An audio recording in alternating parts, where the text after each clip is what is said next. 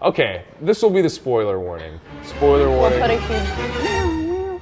Hello and welcome to the Rap Studios. I'm Beatrice Verhoeven and I'm here with Ross Butler and we're about to talk 13 Reasons Why and the sequel to All the Boys I've Loved Before with whatever you can tell me. So I'm excited.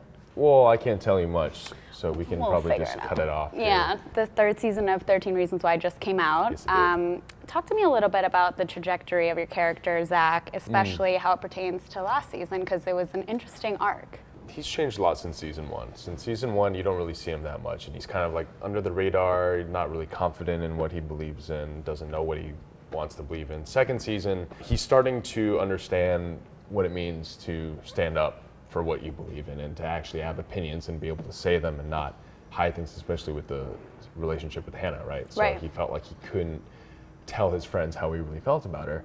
You know, obviously what happened with her, that's a part of that, but also with Zach, it's led to a lot of guilt of not acting on what he believes in.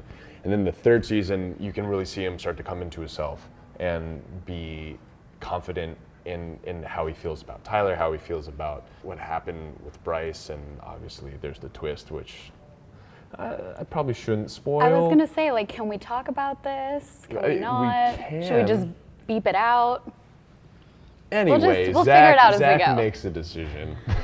Yes. And what that decision is it is reflective of who he's become and trying to find out like what is just, what is right, how do you be a good person in a world where not everybody's kind of on the same page. And then in season 4, that changes again.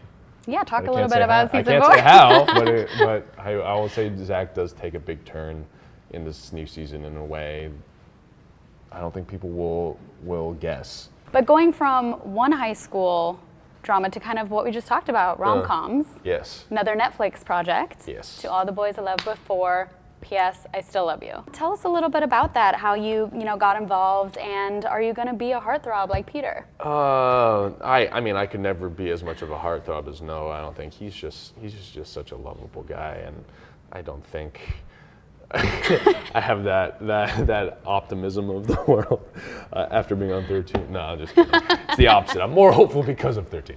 No, it's a different character. So originally, the writer Jenny Han reached out, and she's like, "Really want you to do this," and I was like, "Yeah, why not? Like, it's gonna be fun, and it's comedy, and it's a little bit of a break from the heavy drama that is 13.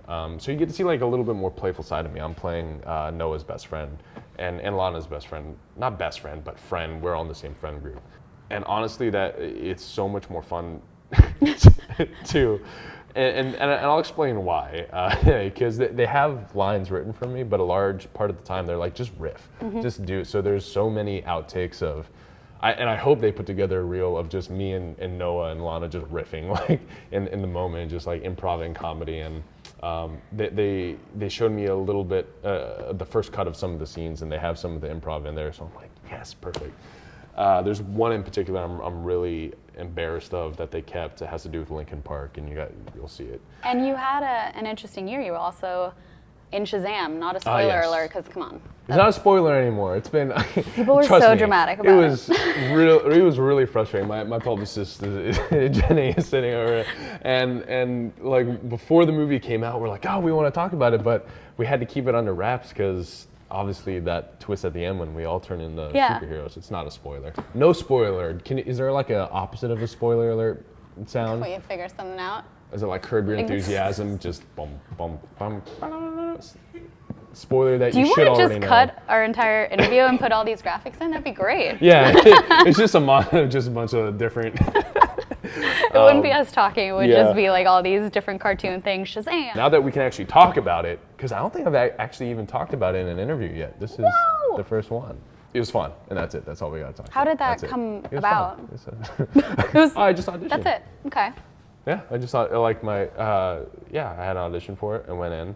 Yeah, that was it. And I just went in once. They're like, that's the guy. I'm like, sweet, cool. Great. I had no idea what capacity I was into it until they explained it. But yeah, it's fun being a 10-year-old in a 25-year-old's body. Yeah. I guess. Or I don't know how old, like a super 29-year-old's body.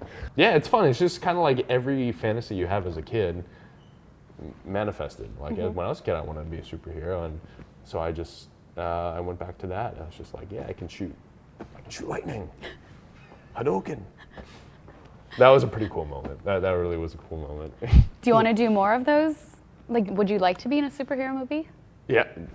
I mean, I think it's public knowledge now. They're working on the sequel, so Yep. hopefully we'll get that started off. Hopefully we'll be able to talk about it more once I learn more, because I don't know anything about it. 4 months after Shazam 2 comes out, we'll sit here again and talk about 4 months Shazam 2. after Shazam 2. Okay, so I'll see you in like 2 years. Yes.